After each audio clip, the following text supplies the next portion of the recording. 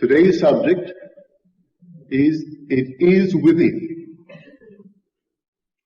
We are told the kingdom of God is not coming with signs to be observed, nor will they say, lo, here it is, or there, for the kingdom of God is within you. Can we take this literally? I look out upon the sea of faces. I see the room, and everything I see seems so completely independent of my perception of it. Is it really within me? When Blake said, all that you behold, though it appears without, it is within, in your own imagination, of which this world of mortality is but a shadow. Is that true? Everything in this vast, enormous world, is the human imagination the only thing vast enough to contain the immensity of space? Then is the human imagination one with the presence we call God?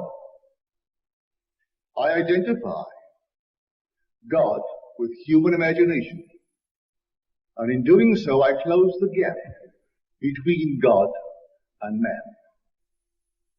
Now, if all things are possible to God, I should be able to test this theory.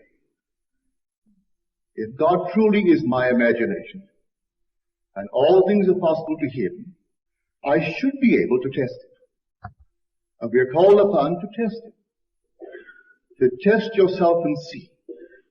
Do you not realize that Jesus Christ is in thee?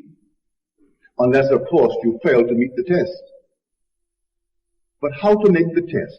How should I go about making the test?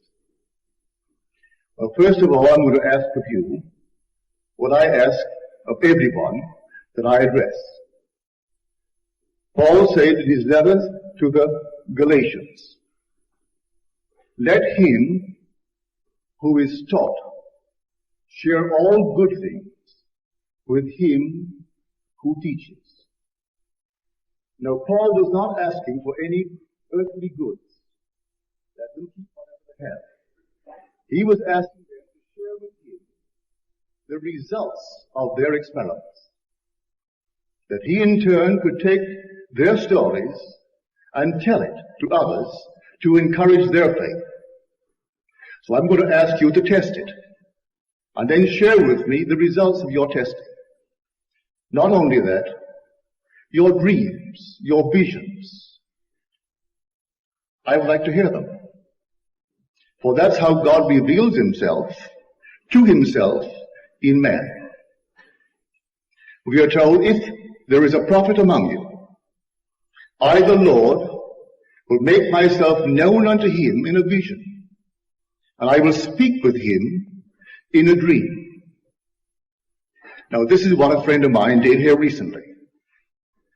This man, I must tell you, is a very successful, I wouldn't say businessman, he's a writer. But he's always busy, writing for pictures, writing for TV, and his income is enormous. He never misses a meeting in LA, and here recently he sent me this letter. He said, you've asked me to share with you any experience of mine, such as a vision, a dream, or my practical down-to-earth experiences in the application of this principle. Well, here is a dream. He said, first of all, I must preface the dream. And then he asked me in his letter if I was familiar with Berkeley Square, where the central character tries to convince the girl that he can move from one century to another, say the 20th century to the 18th century. And then he likens it to someone on a river, and his destination is around the bend. His present is where he is on the boat. His future is around the bend. But someone elevated above the earth, having a view of both sides of the river, would see the man's future and he is present as present. Where that man is going and where he is will be present to the one elevated. But he said, my dream began in this manner.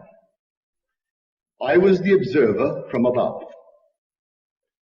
I looked down and I saw infinite possibilities of man. You couldn't conceive of a plot, whether it be a plot of a tragedy or some glorious plot, some horrible thing or some marvelous thing, but every conceivable plot that man could ever conceive, everyone was present. Worked out in the most minute detail. And strangely enough, they were all contained in a prone man. Here is the form of a prone man. Now we said, don't ask me how. Infinite states of consciousness, infinite possibilities could be limited by the form of a man. But there it was. I'm only telling you what I experienced. Till I contemplated this, it was the deadest thing I had ever seen. And yet I shouldn't use the word dead, because something that is dead suggests it must have lived. There's a previous life to it. It is now dead. So it's simply an inanimate thing. I looked at it, and then I began to awake on Sunset Boulevard, opposite Ralph's supermarket. People were on the sidewalks. There were cars on the street. But everything was frozen. But everything was frozen. Three-dimensional, but frozen. And I knew that I alone could animate them.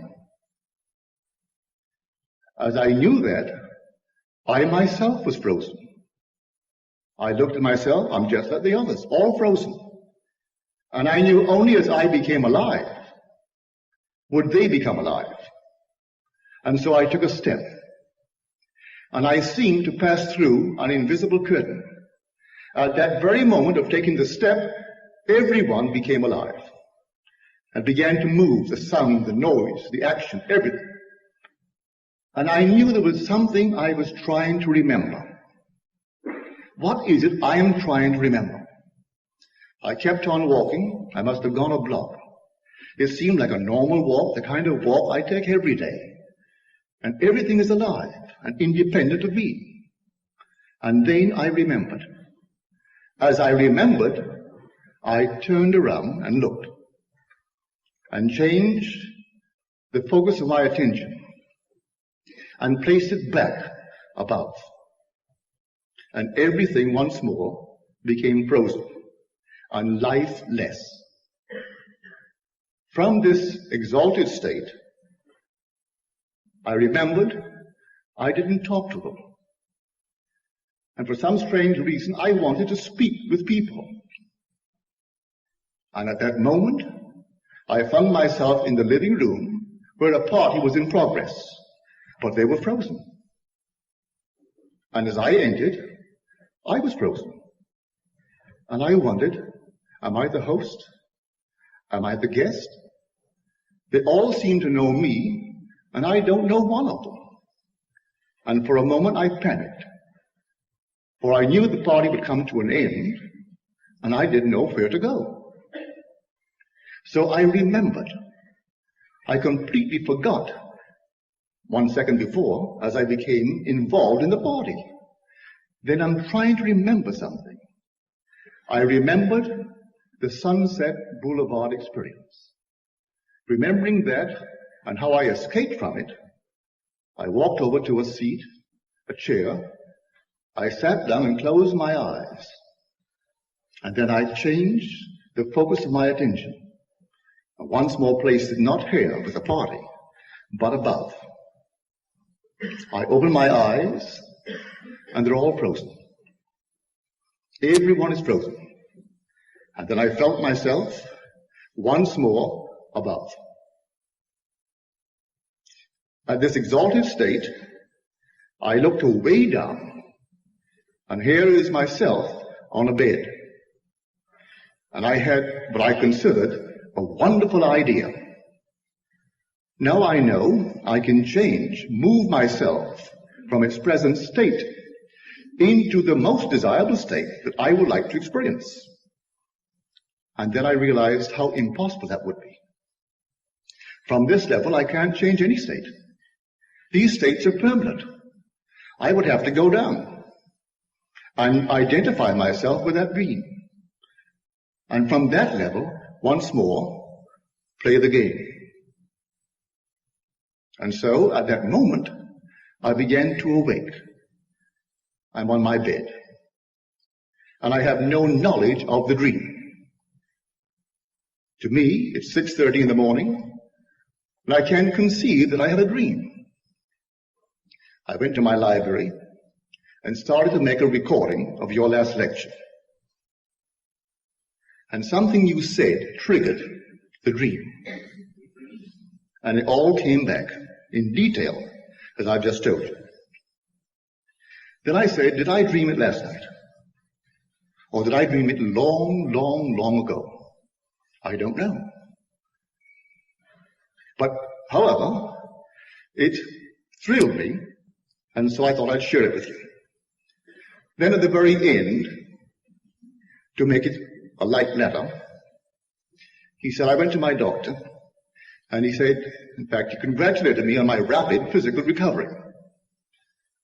And he asked me if I'd done something, and if so, tell him all about it. So I said, I did it all in my imagination. I imagined I was in your office, and you were saying to me exactly what you said. And then I began to explain to him how imagination works. That imagination creates reality. He said to me in an elderly philosophical manner, you know, my wife thinks things like that. Wasn't very flattering. But he said, this is a strange experience. We were out driving recently on a Sunday afternoon, and the radio was turned in to a ball game. And this man is coming to bat, and I dislike him. And I said to my wife, he shouldn't be in the big league. He can't hit, he can't catch, and he can't run. What right has he playing in the big league? And she said to me, you shouldn't think things like that. You should think nice things about him and see him doing wonderful things. He said, all right, I will. I'll see him hit a home run. He steps to the plate, and the first ball pitched, he belts it into the bleachers. And then said he to his wife, I'll never do that again. It's too fast. But I must tell you, the lecture that triggered the memory of his dream. For here we all are seated in this room, and we think we are here and completely this. And what his dream signifies, we will not take to heart. And yet you're the animating power of the universe. The whole vast world is moving around you because you're identified with the present state. Well, the thing he began to recall was this. I found myself in dream, but not knowing that it was a dream. I found myself on a crowded subway train in New York City. I was talking to my friend David, but the train was literally crowded to the gunnels. I heard the voice of the conductor saying, please, do not press against the doors, they may spring. But the people couldn't help it. But in spite of the crowd, I could see them individually, distinctly. And the ladies were more beautiful than each other. I mean, they're all beautiful and beautifully gowned. And I turned to my friend David. I said, David, how can I believe, how can you believe, that all that we behold, though it appears without, it is within, in our imagination. And this whole vast world is simply a shadow? How could these lovely ladies be in me? And the train? And the train was as long as the station allowed. Well, he agreed you couldn't possibly, on this level, accept it. Then the train stopped and we got off. walked up the stairs to the plaza. Then he said to me, "You're going via the post office, aren't you?" I said, "Yes." He said, "Do me a favor and post these letters for me." I took the letters and said, "Are they properly stamped and addressed?" And I casually, not because I was curious who he's writing, just to see that they were properly stamped, I waved goodbye to him and turned in the direction of the post office, and he went the opposite direction. And I found myself waking. Were they not in me? So what conclusion can I reach? Objectivity and subjectivity are wholly determined for the individual by the level on which his consciousness is focused. On reflection, it's subjective. When I was actually having the experience, it wasn't subjective, it was objective. Only when I woke and reflected upon the experience did I refer to it as a subjective experience. This is now objective. An hour from now, if you think of this room and the meeting, to you it will be a subjective experience, a memory image. So I say everything is truly within. Now you can test it.